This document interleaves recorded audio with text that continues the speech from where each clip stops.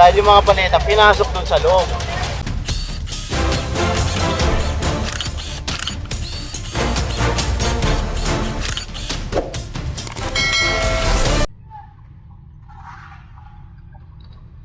And so magandang umaga sa atin lahat. Narito tayo ngayon sa Red Cross. Nakasama natin ang Task Force Against Road Obstruction ng Manila City Government. Kakantak tayo ng massive clearing operation. Ayun, ang dami dito, naka-obstruct. Ito muna tayo.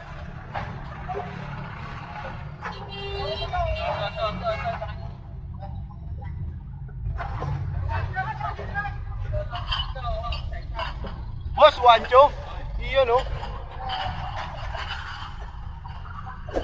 And so, maraming salamat sa lahat ng sumusuporta sa atin. Pasensyahan nyo na, hindi tayo nakakapag-vlog. Karoon kasi tayo ng sakit. Ayan. Ito, sa una, ito. Naman tayo sa kabila.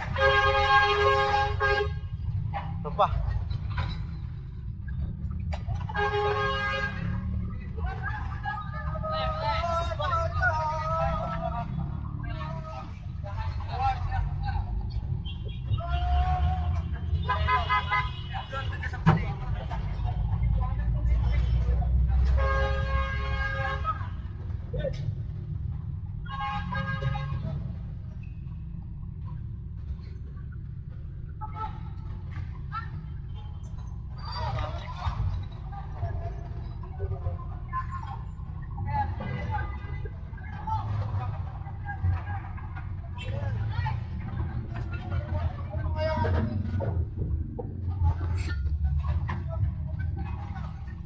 Dami na ito. Boss. Langis natapon.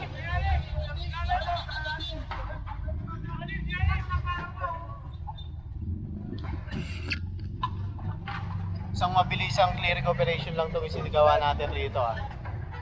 Kasama nga ang Manila City Government Task Force Against Road Obstruction.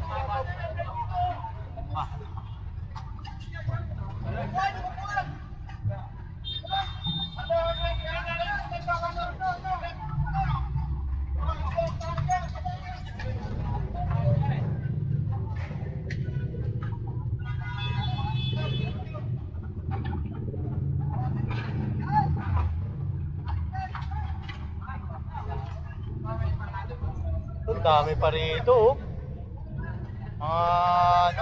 paletang kinalas. Bilihan kasi itong area na to. Ayan, ng mga paleta. Bilihan niya. Kaya kung mapapansin nyo, puro paleta rito.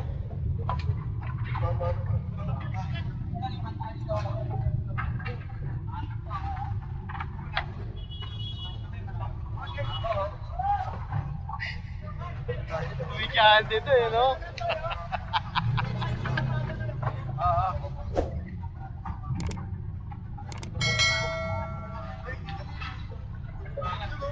Kaya nga no?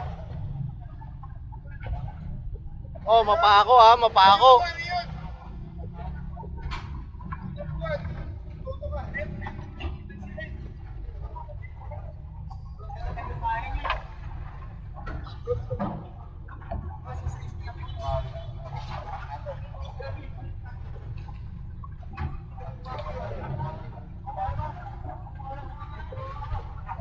Dami.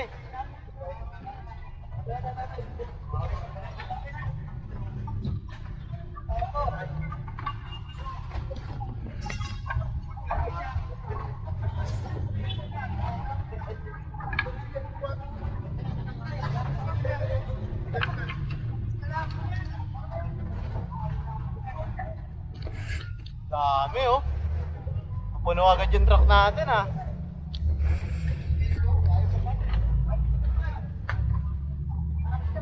Puno agad yung mga truck. Uy boss, Happy New Year. Boss Teban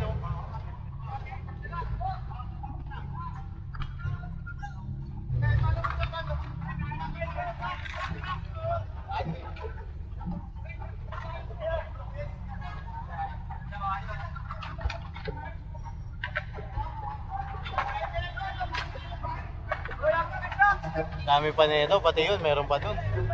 Yun yung problema rito kasi. Kung titignan nyo, wala nang bangketa saan dadaan ng tao rin, di ba? Yun ang problema.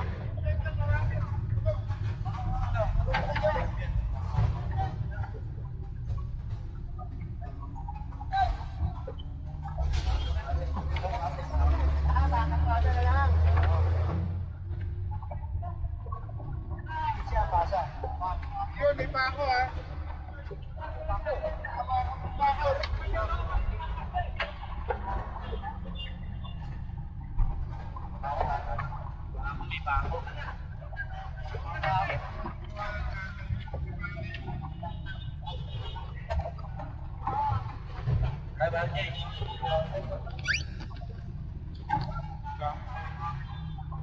Puno na nga eh, oh. Puno na yun, oh.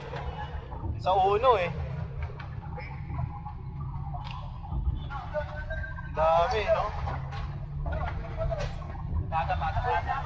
Ito pa, hindi pa ubos to, oh. Itong hilera na to. Labag kasi ito sa ating city ordinance. Ayan. 8572 tapat ko ladies ordinance. Yung ipinasang batas ng konseho ng Maynila noong 2019 pagkakatanda ko. Na dapat walang naka-obstruct sa bangketa. Walang naka-obstruct sa kalye.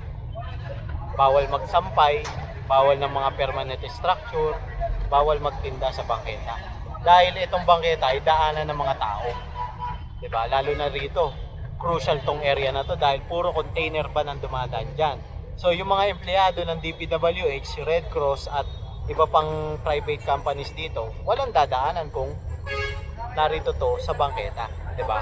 Isipin nyo, saan sila dadaan? Yan, no, delikado yan. Pag napisat ka yan, hindi ka na talaga aabot ng emergency. Dito pa lang patay ka na. Masagi ka niyan, iilalim ka dyan. Napakarami na po kasing na-aksidente dito dahil sa mga container ba na dumadaan, dahil dahil masikip, dahil walang daan, kagaya niya, kita nyo, yung bangketa, 'di ba? Bangketa inarangan. Kaya nagkakaroon ng aksidente. Dahil yung hanap buhay ng iba wala sa ayos. Na dapat hindi yan narito.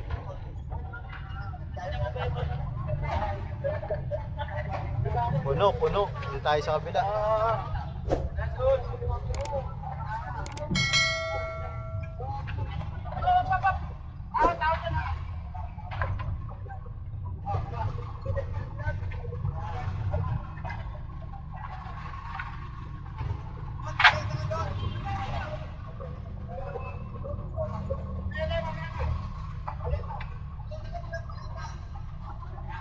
Mga paleto.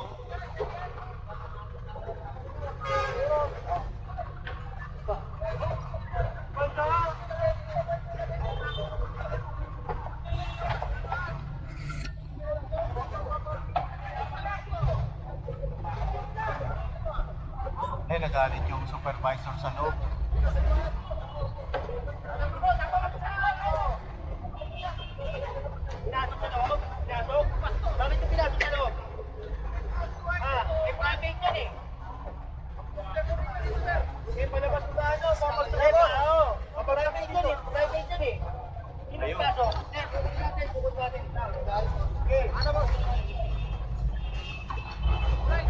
And so yung mga nagbebenta pala rito,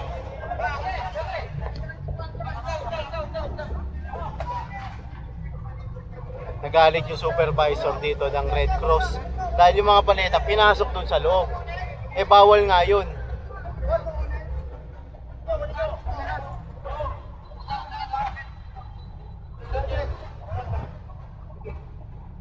Dahil doon raw ilalabas sa gate.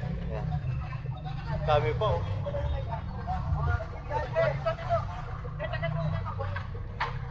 Galit dun sa mga tao.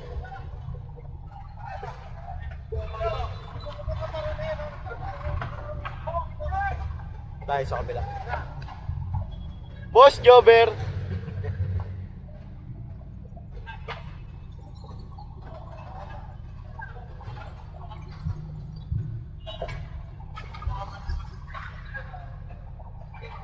Dami pa eh, oh. Ito po, tampak pa to. Puno na.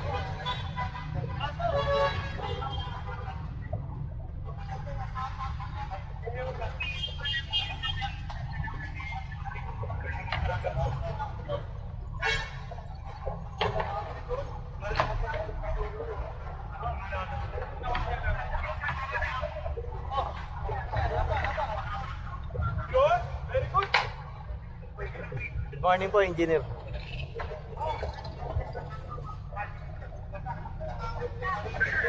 Ito sa tingin ko natikita na itong mga to eh. Boss!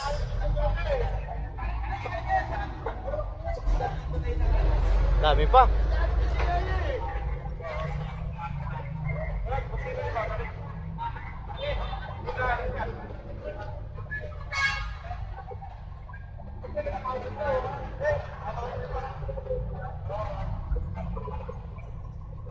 Boss.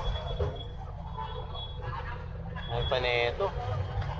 Bali ito na lang sa katong natitira. Ayan.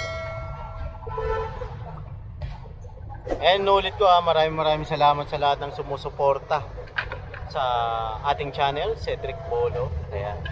Yung mga nakaraang buwan kasi, naging busy tayo sa personal na buhay at nagkasakit tayo nitong December hanggang ngayon, nagpapagaling tayo.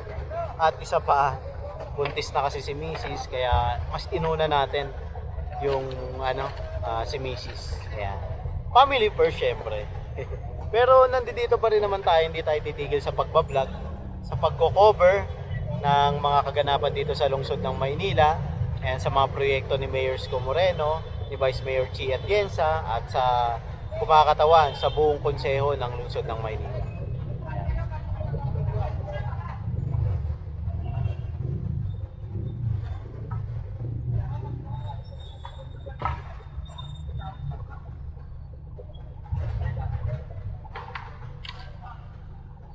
Ayun pa nito.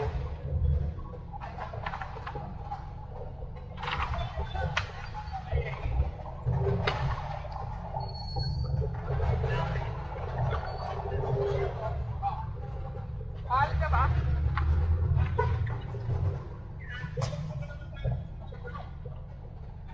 Dami pa.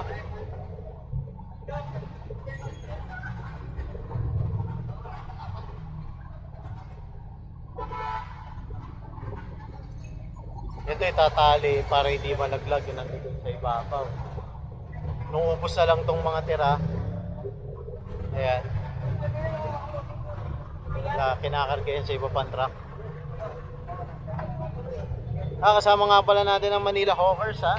Shoutout nga pala kay Director Alfredo.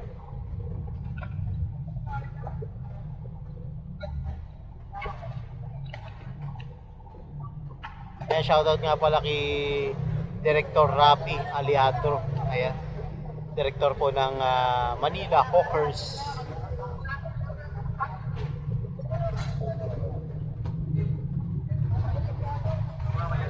Oo naman, Boss Jay. Ayan, mabait ito yung mga kasama natin sa Hawkers eh.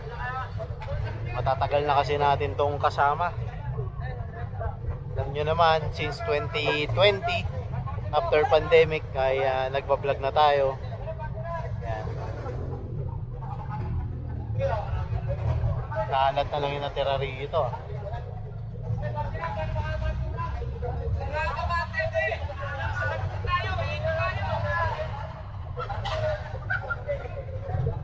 Punong-puno na kasi yung ibang truck eh. Hindi na magkasya, sobrang dami oh. Baka ang pinoproblema kasi rito, kapag sinagad yan na punuin, baka malaglag. 'Di ba? Yun ang problema. Kaya inaano yan, inaharangan sa gilid.